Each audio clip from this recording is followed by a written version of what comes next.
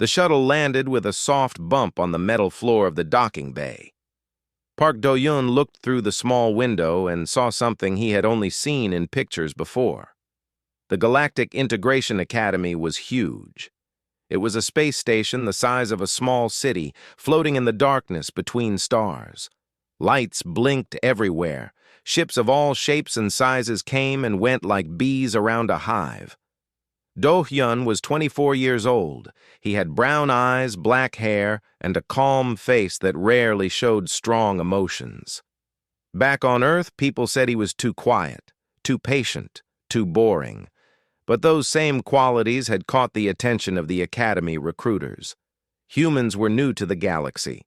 Only 40 years ago, the first alien ship had landed on Earth. Since then, humans had been trying to prove they belonged among the stars. The Academy accepted only 12 humans each year. Do-hyun was one of them. He picked up his bag and walked down the ramp.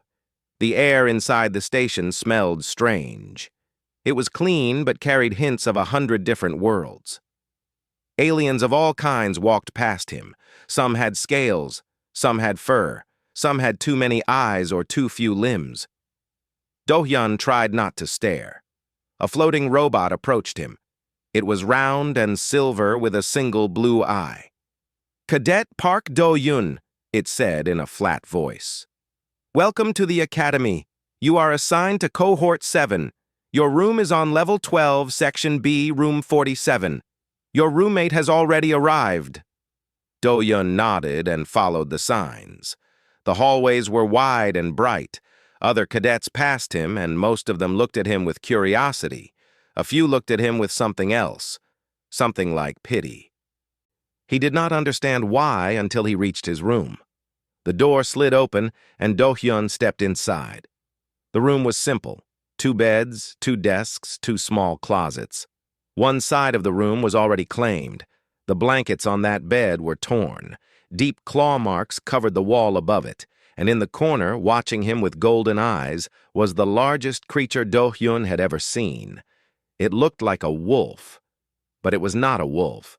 It stood on 4 legs, but it had 2 more limbs near its shoulders that ended in hands with long claws. Its fur was dark gray, almost black. Its teeth, which it showed when it growled, were the length of Do-hyun's fingers.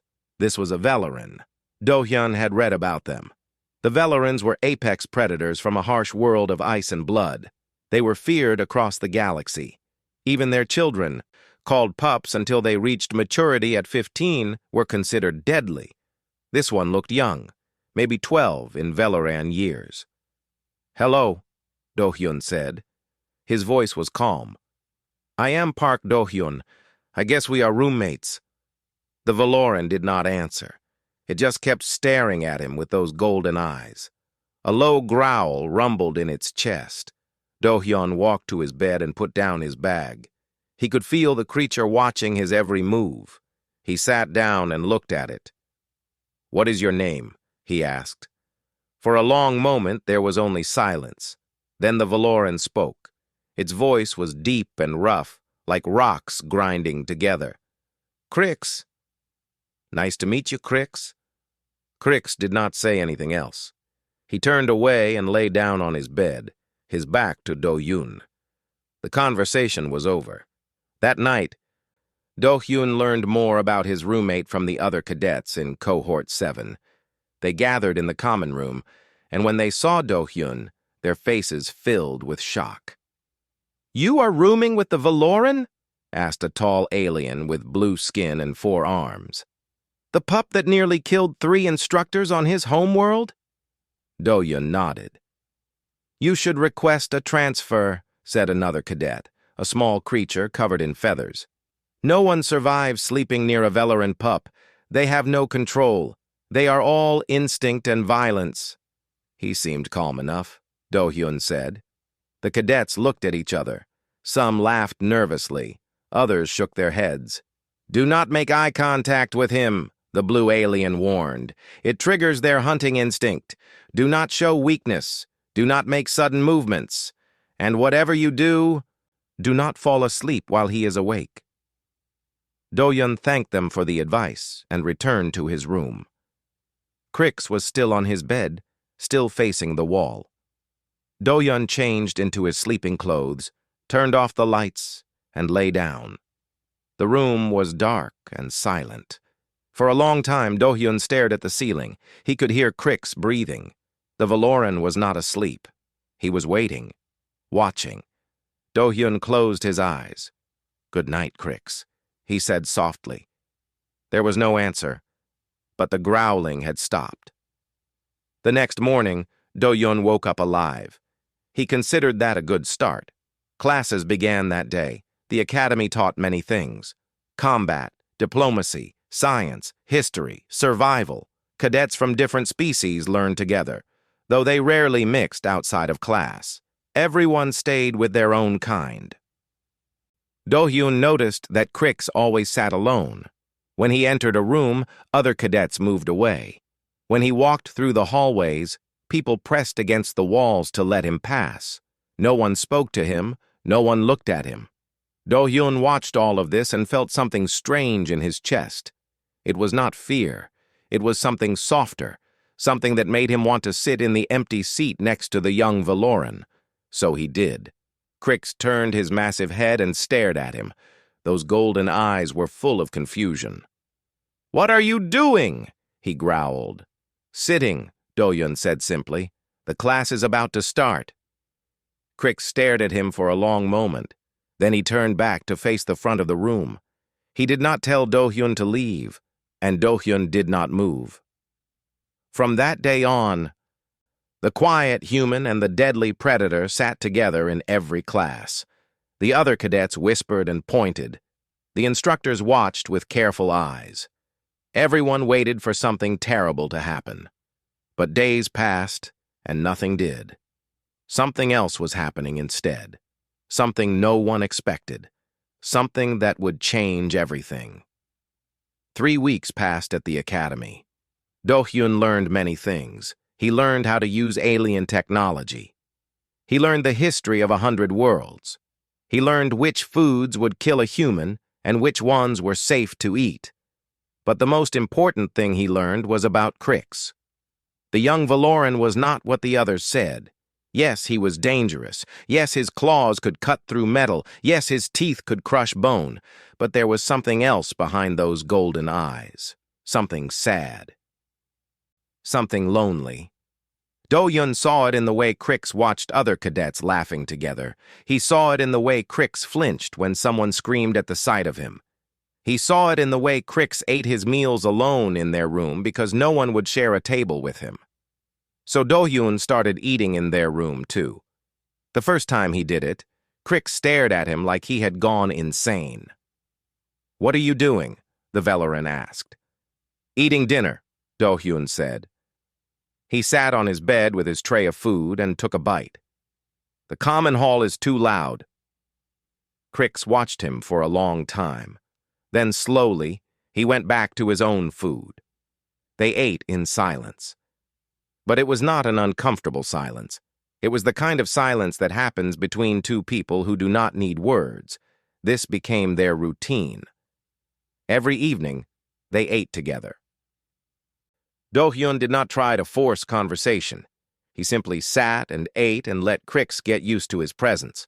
Sometimes he talked about small things, the weather on Earth, a funny thing that happened in class, a memory from his childhood. Crix never responded much. A grunt here, a nod there. But he listened. Do-hyun could tell. One night, everything changed. Do-hyun woke up to the sound of screaming. But it was not a normal scream. It was a roar of pure terror and rage, like an animal caught in a trap. He sat up in bed and saw Crix thrashing on his mattress. The Valoran's claws were out, slashing at the air. His eyes were open but seeing nothing. Foam dripped from his fangs. Do-hyun knew what this was. He had read about it in his research. The Valorans called it a blood nightmare. It was a genetic memory surge, a flood of violent instincts passed down from their ancestors. During these episodes, Valoran pups could kill without knowing what they were doing. The protocol was clear. Leave the room. Call security. Wait for trained handlers to sedate the Valoran. Do-yun did not move. Instead, he got out of bed and walked toward Crix. The Valoran was still thrashing, still roaring. His claws came within inches of Do-yun's face. One wrong move, and Do-yun would be dead. He sat down on the floor beside Crix's bed. "Hey," he said softly. "Hey, Crix, it is okay. You are safe. You are at the academy. You are in our room." Crix did not seem to hear him. His body twisted and jerked. A terrible whine escaped his throat. Do-yun kept talking. He talked about Earth. He talked about the mountains near his grandmother's house, how they looked purple in the evening light. He talked about the ocean, how the waves sounded like breathing. He talked about his dog, a brown mutt named Bomi, who used to sleep at his feet every night. His voice was low and steady. It filled the dark room like a warm blanket. Slowly, very slowly, Crix's movements began to calm. His claws retracted. His breathing slowed. The terrible whining stopped. Do-yun kept talking. He talked about his grandmother, how she made soup that could cure any sickness. He talked about the stars he used to watch from his bedroom window, never knowing that one day he would live among them. Crix's eyes closed. His body relaxed. Within minutes, he was asleep. Real sleep this time. Peaceful sleep.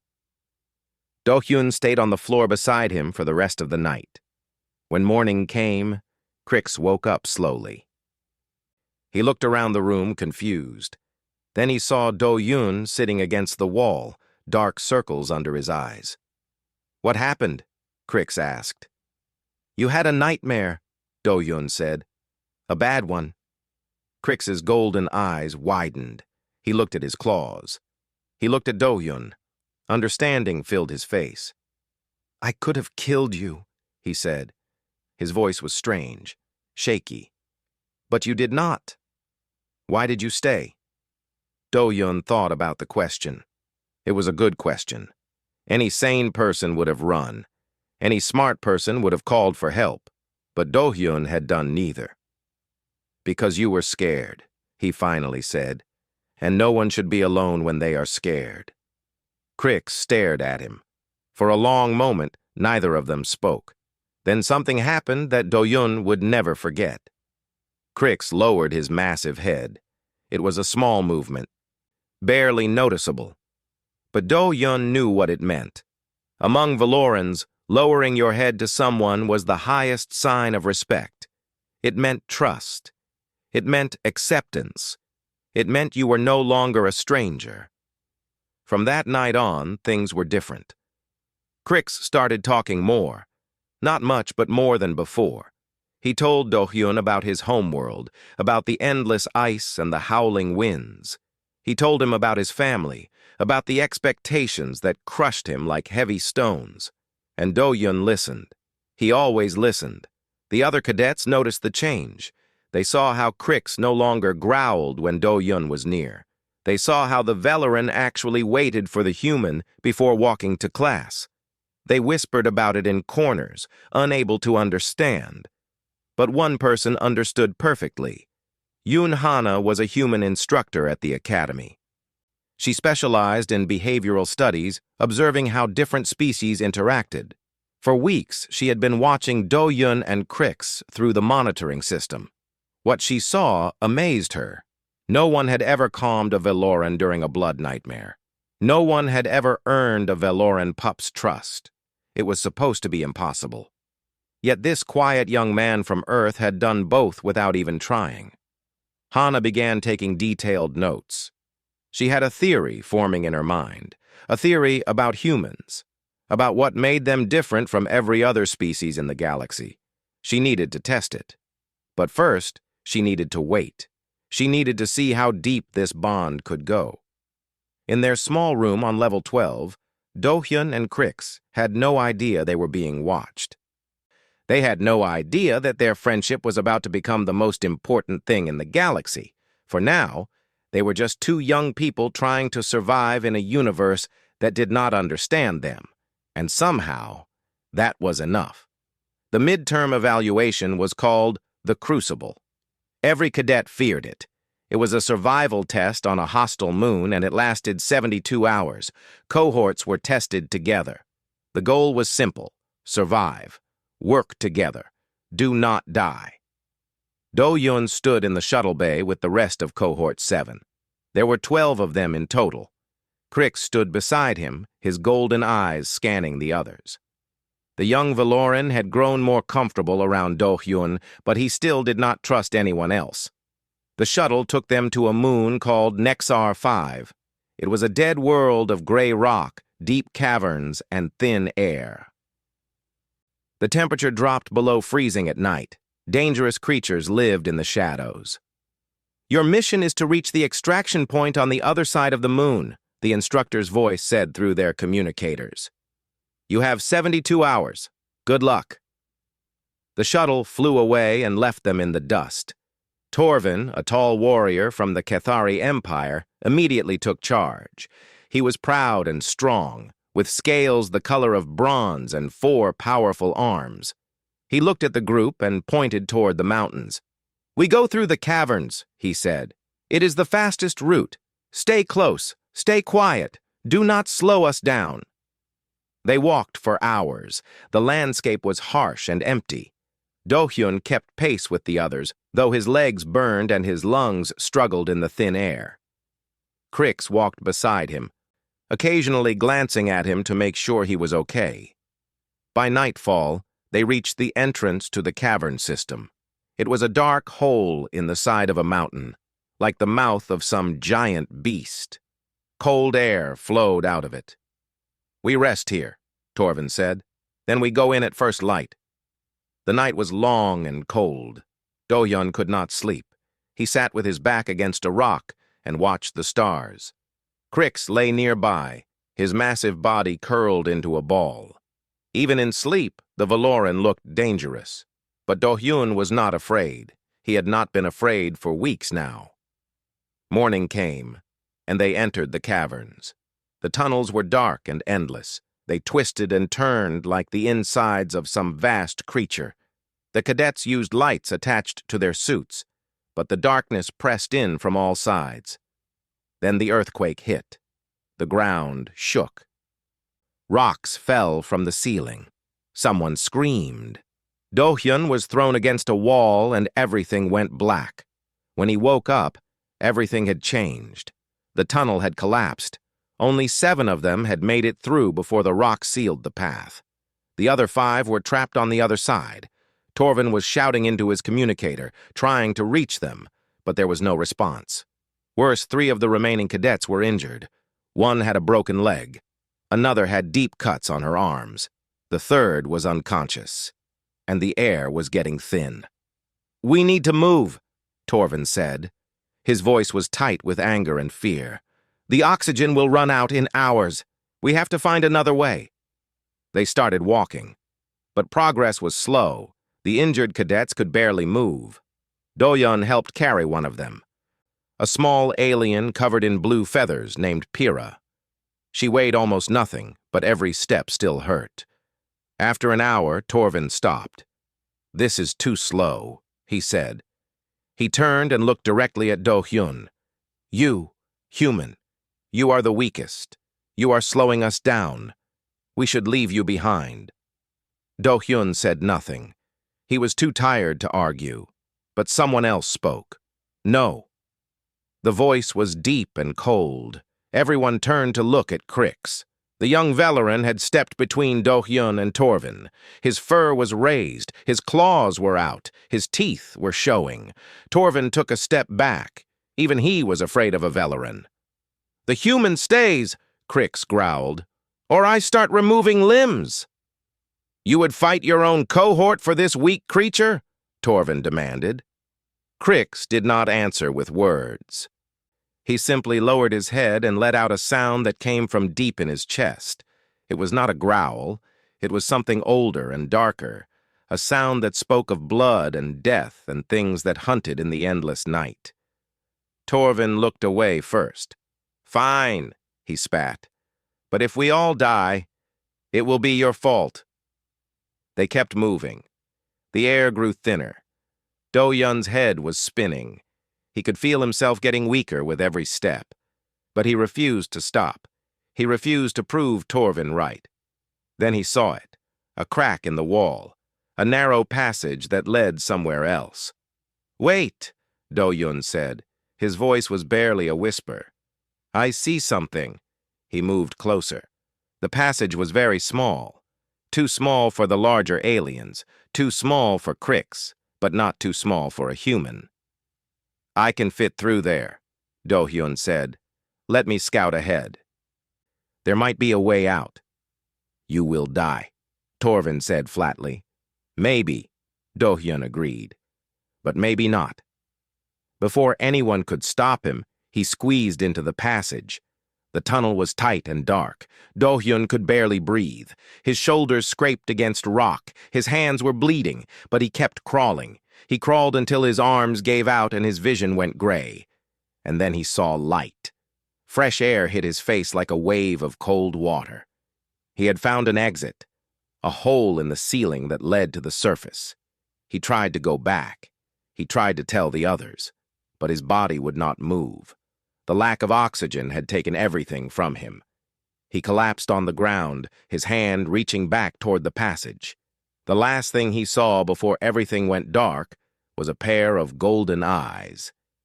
When rescue finally arrived, they found something that would become legend at the Academy. Crix had somehow squeezed his massive body through the narrow passage, tearing his own fur and flesh on the rocks. He had found Do-Hyun lying near the exit and had pulled him out. Then he had curled his body around the unconscious human, protecting him from the cold, growling at anyone who came close. The rescue team had to wait an hour before Crix calmed down enough to let them approach. When they finally reached them, they found the young Valoran licking Do-Hyun's face like a worried dog trying to wake its master. It was behavior no one had ever seen from a Valoran before. Do-Hyun woke up in the medical bay 2 days later. The first thing he saw was Crix sitting beside his bed, golden eyes fixed on his face. "You are stupid," Crix said.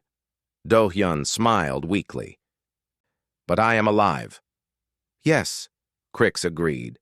His voice was softer now, almost gentle. "You are alive." Somewhere in the Academy, Instructor Yoon Hana watched the recording of the rescue. She watched the Valoran pup curl around the human boy. She watched those golden eyes filled with fear and love. And she knew it was time to test her theory. 2 weeks after the crucible, Do-Hyun received a message on his datapad. It was from Instructor Yoon Hana. She wanted to see him and Crix in Training Room 7 for a routine evaluation. Do-Hyun thought nothing of it. Evaluations were common at the Academy. He told Crix, and together they walked to the training wing.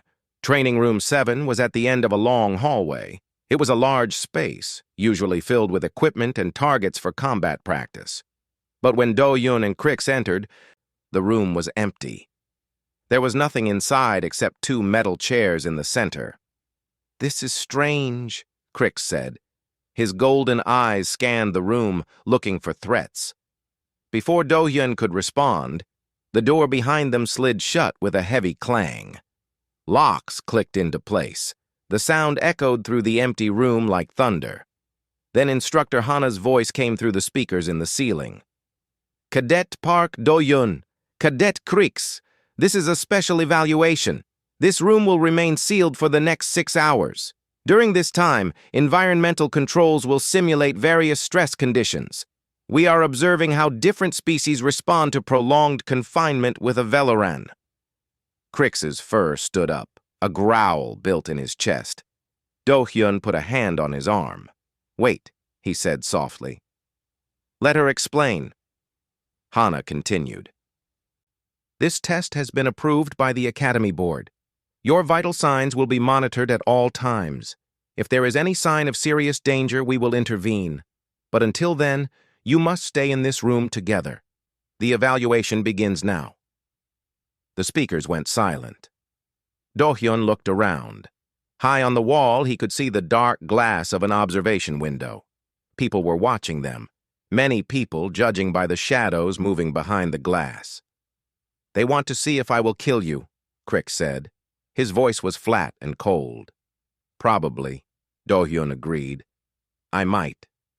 "You will not." Crix turned to look at him. "How can you be so sure?" Do-hyun smiled. "Because you are my friend." The first hour passed quietly. Do-hyun sat in one of the metal chairs. Crix paced around the room like a caged animal. The lights were bright and harsh, and the silence was heavy. Then the tests began. First, the temperature dropped. It fell so fast that Do-hyun could see his breath in the air. He wrapped his arms around himself, shivering. Crix's thick fur protected him from the cold, but his eyes kept darting to Do-hyun, worried. Then the temperature rose. It became so hot that sweat dripped down Do-hyun's face. The air felt thick and hard to breathe. Then came the sounds. They started as whispers, barely audible. Then they grew louder, animal screams, hunting calls, the sounds of prey running through forests. They were designed to trigger a predator's deepest instincts, to make them want to chase, to hunt, to kill. Crix stopped pacing. His body went rigid. His pupils expanded until his eyes looked completely black. His claws extended, scratching against the metal floor. Do-hyun watched him carefully. He could see the struggle happening inside his friend.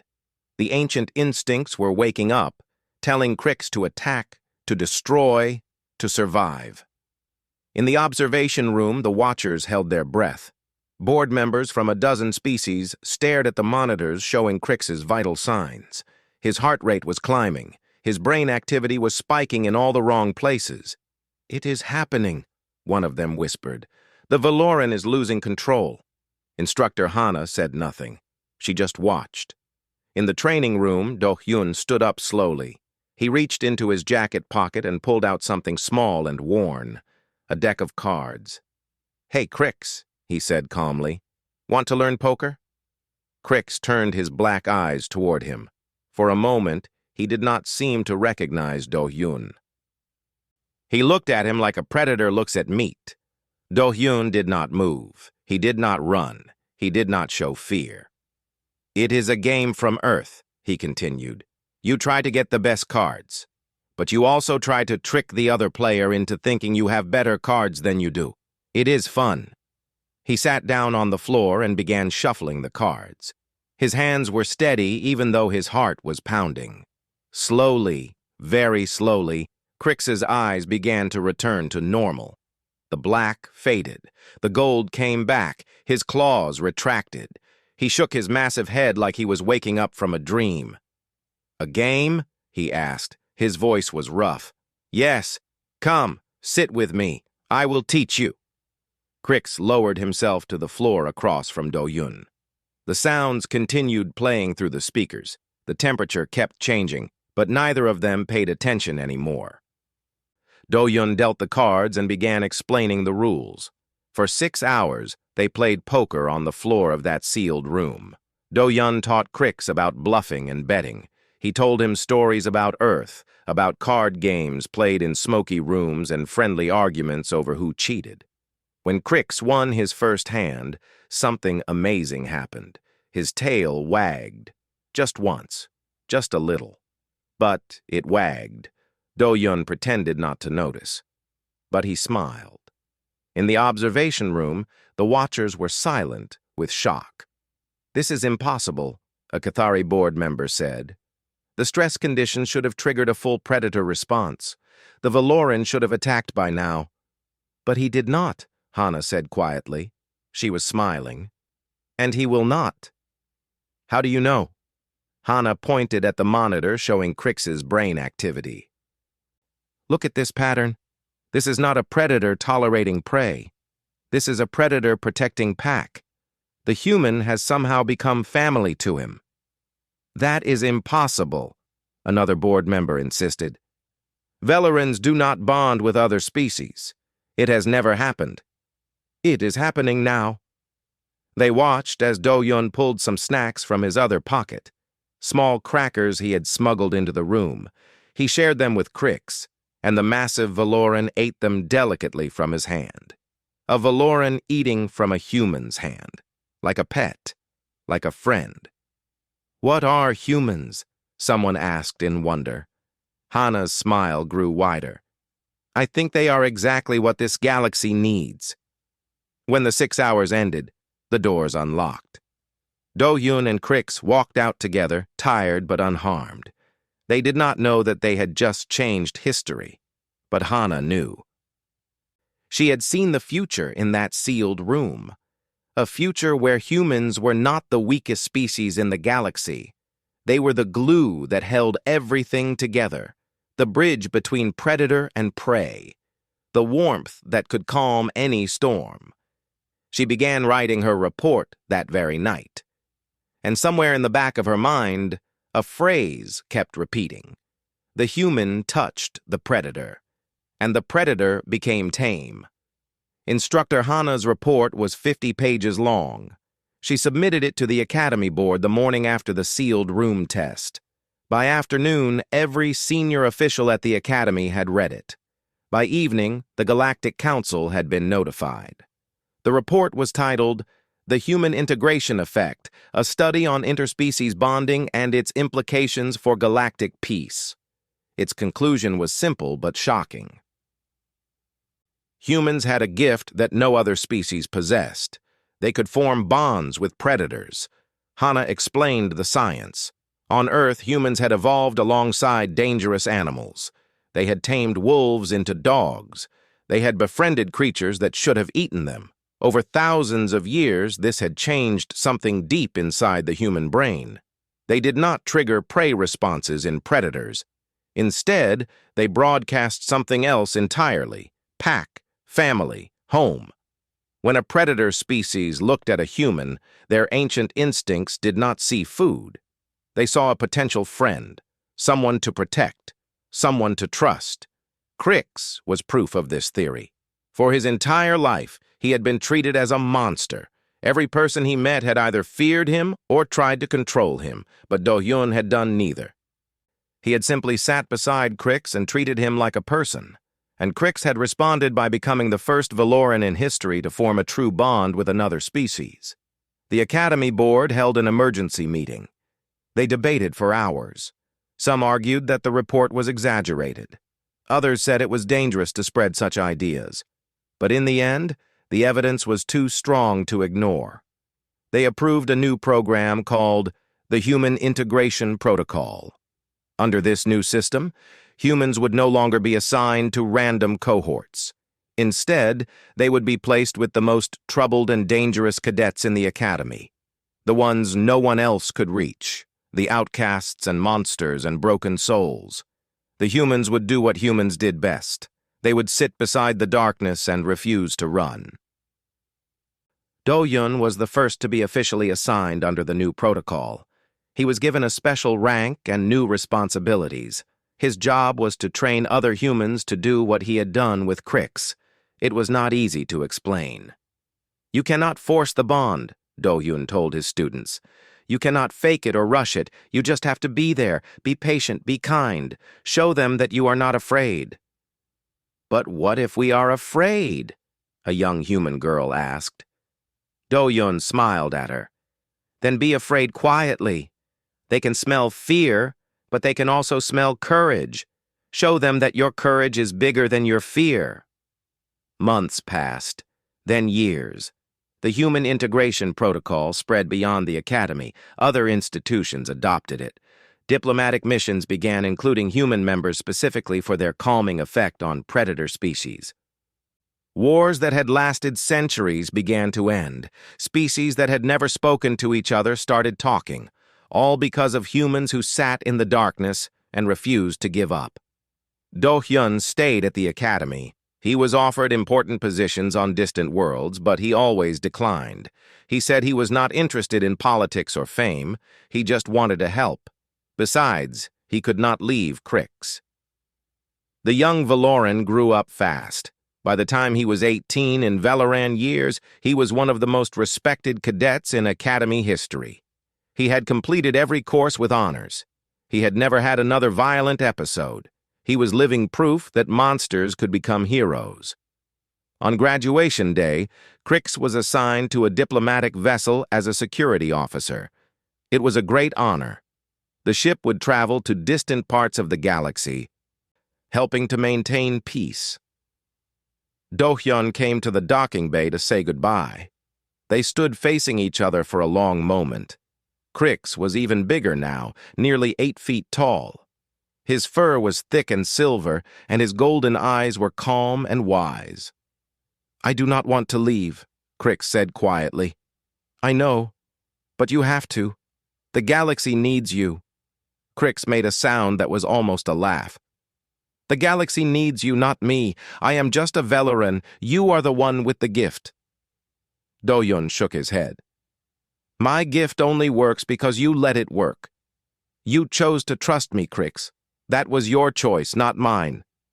That is what makes you special." Crix was silent for a moment. Then he did something that shocked everyone watching. He lowered his massive head and pressed his forehead against Do-hyun's shoulder.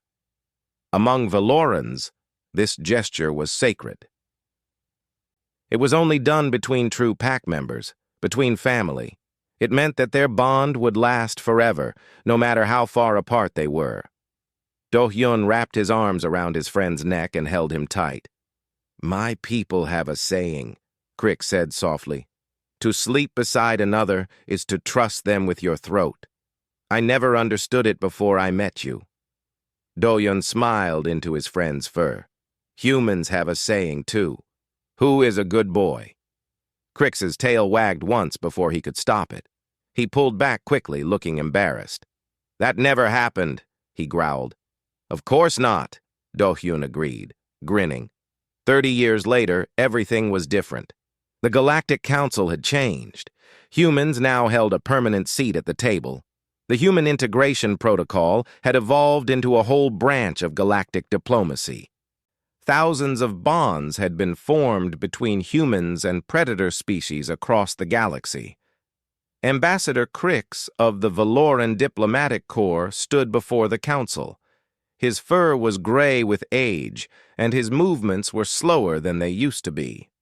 But his eyes were still sharp and golden. He was there to speak about human integration.